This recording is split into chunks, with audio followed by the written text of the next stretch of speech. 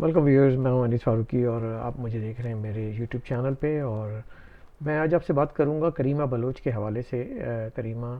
جو کہ ٹورانٹو میں رہتی تھیں اور ان کے قتل کو لے کر میں اس کو قتل ہی کہوں گا. مختلف افواہیں اور مختلف قیاس آ رہی ہیں، آپ نے سوشل میڈیا پہ دیکھی اور سنی، پڑھی، ٹویٹ ہوئے، فیس بک پہ آپ نے دیکھا کہ لوگوں نے اپنے اپنے تبصرے کیے ان کو، اور ان کی اسٹرگل کو اور ان کی جد و جہد کو مختلف رنگ دینے کی کوشش کی. یہ سب کچھ ہوا اور اس میں کئی پہلو سامنے آئے ہیں، جس میں سے ایک پہلو تو یہ کہ وہ کریمہ بلوچ تھی کون، اور لوگ اس کو لے کر اپنی اپنی جو ہے وہ فلسفہ اور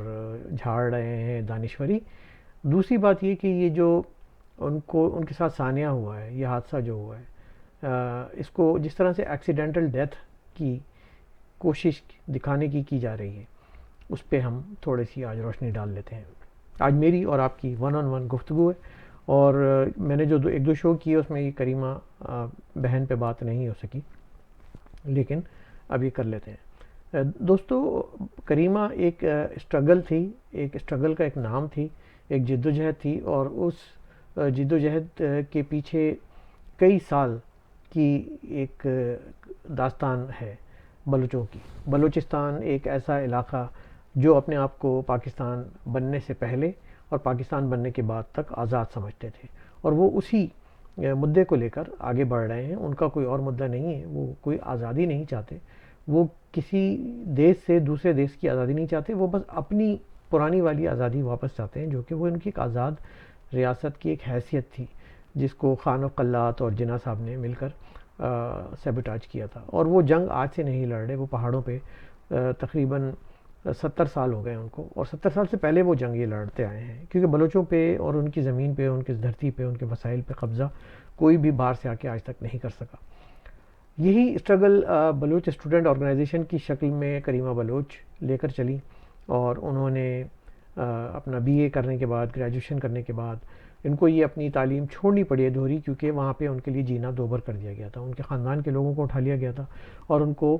ستایا جا رہا تھا. تو وہ سیاسی پناہ کے لیے کینیڈا 5 سال قبل آ گئی تھی. یہاں آ کر انہوں نے اپنی تعلیم کا سلسلہ جاری رکھنے کی کوشش کی، اور ماسٹرز میں یونیورسٹی میں داخلہ لیا. اکنامکس پڑھنے کی وہ طالبہ تھیں یہاں پہ، اور ساتھ ساتھ وہ اپنی جو طلبہ تنظیم تھی اس کے سرکردہ رہنماؤں اور کارکنان سے رابطے میں تھیں. انٹرنیشنل میڈیا میں ایک اہم شخصیت کے طور پہ جانی جاتی تھیں. جنیوا میں ان کا ایک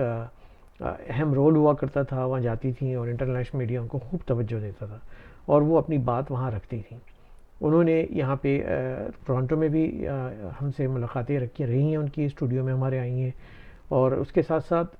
انہوں نے ببانگ دہل یہ کہا کہ ان کی زندگی کو پاکستان میں بھی خطرہ تھا اور یہاں بھی خطرہ ہے. اور یہ خطرہ انہوں نے اس طرح سے ظاہر کیا تھا کہ کینیڈا کے اندر ان کو مروانے کی کوشش کی جائے گی، اور وہ جو لوگ ہیں جو ان کو تھریٹس کر رہے ہیں، اور مرنے سے پہلے بھی ان کو تھریٹس آ رہے تھے اہل خانہ کے مطابق، وہ ان کو یہیں پہ ختم کریں گے. اور اس کو ایک دیکھیں، جس طرح سے بیرونی خفیہ ایجنسیاں جب کسی دوسرے ملک میں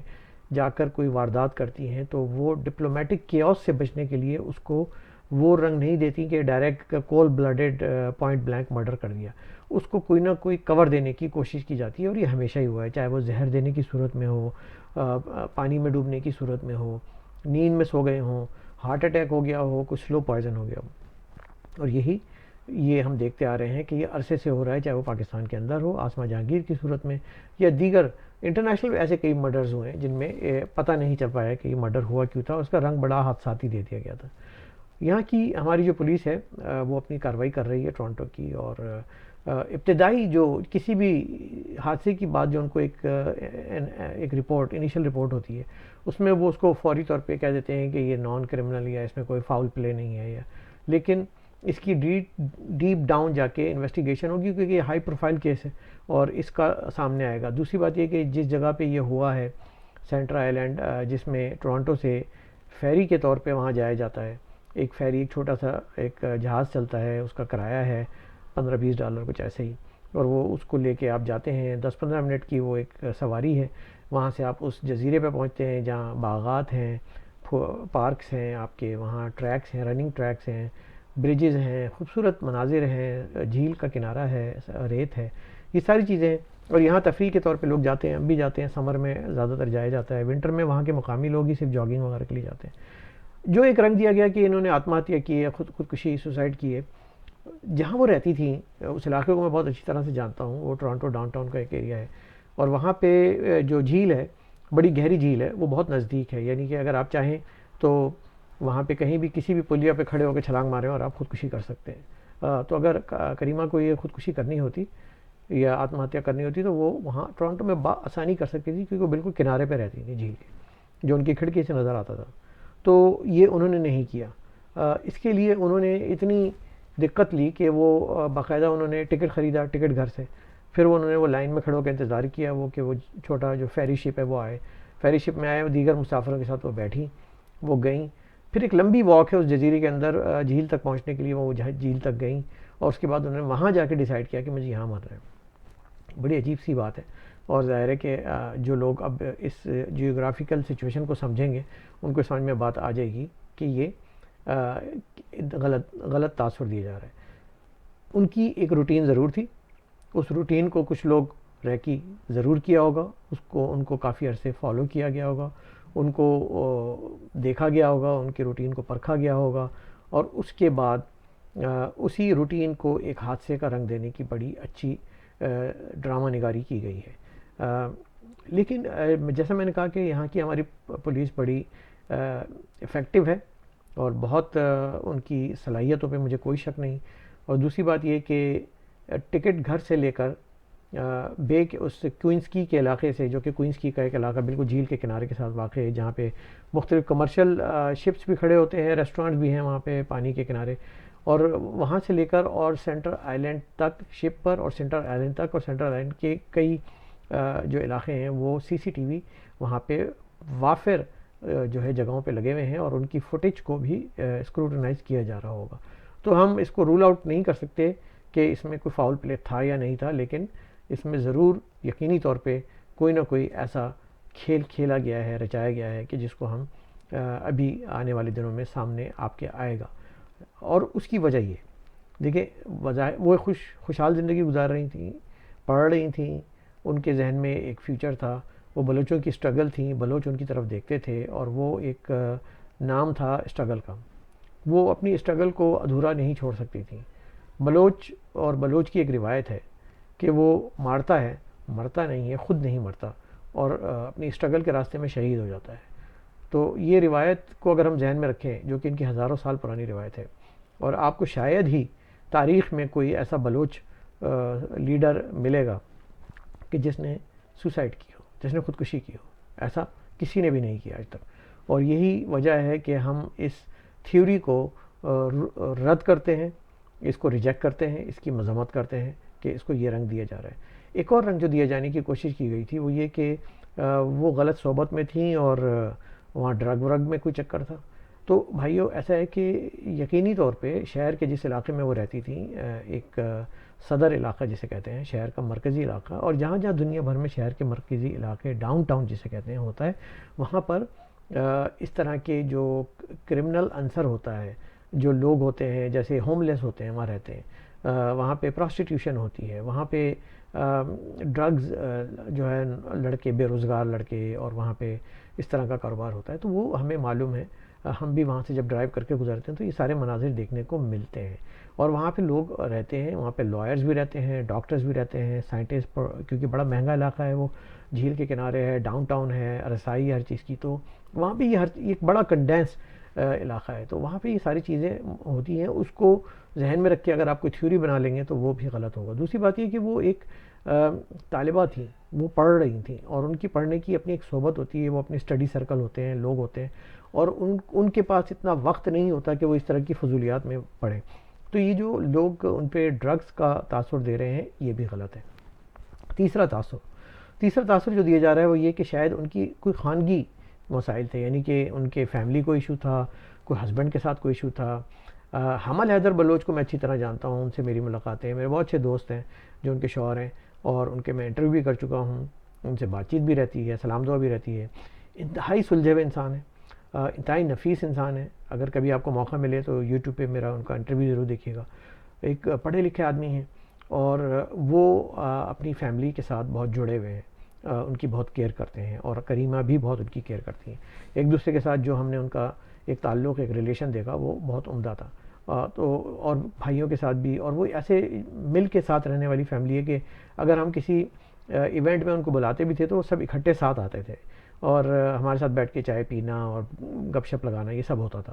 تو یہ بالکل ہی اس چیز کو میں رول آؤٹ کرتا ہوں، اس کی بھی مذمت کرتا ہوں، اس کو بھی ریجیکٹ کرتا ہوں. تو اب بچا کیا؟ اب بچا یہ کہ ایک ایسی آواز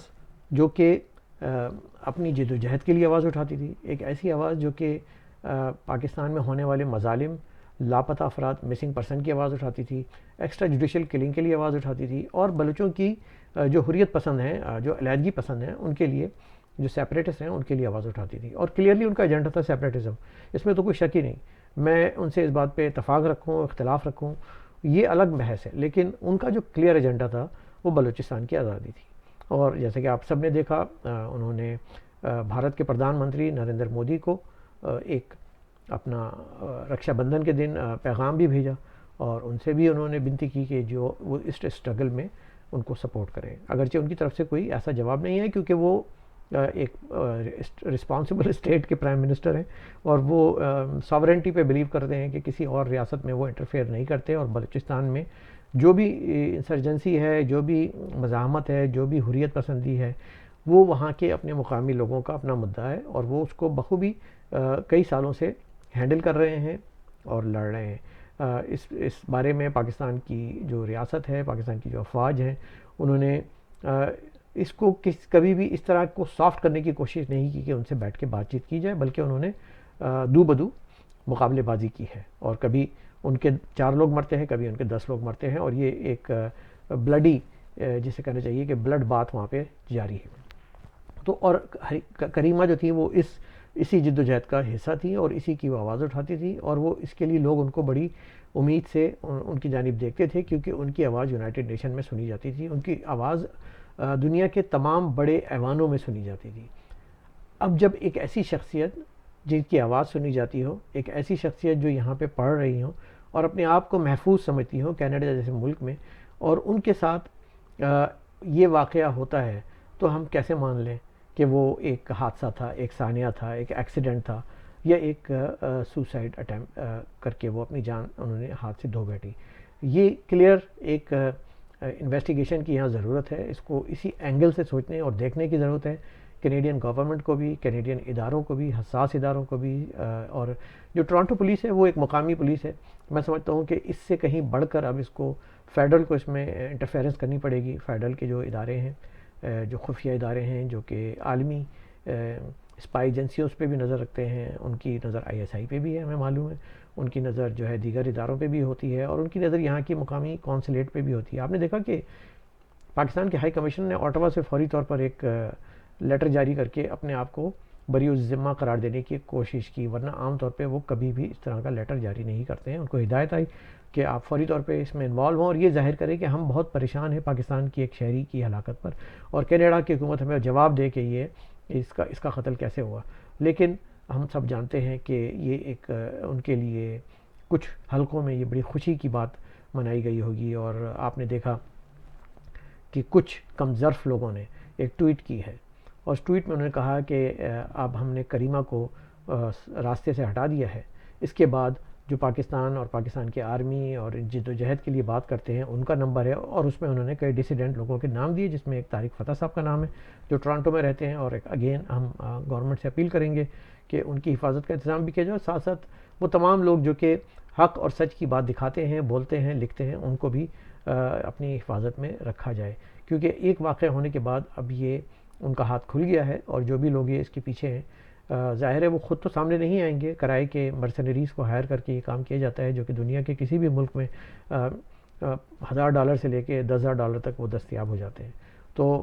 انویسٹیگیشن کی ضرورت ہے. کریمہ کا جو واقعہ ہے، آپ کو پھر بتا رہا ہوں، یہ ایک مرڈر ہے، ایک سوچا سمجھا منصوبہ ہے، اور ان کو راستے سے ہٹایا گیا ہے.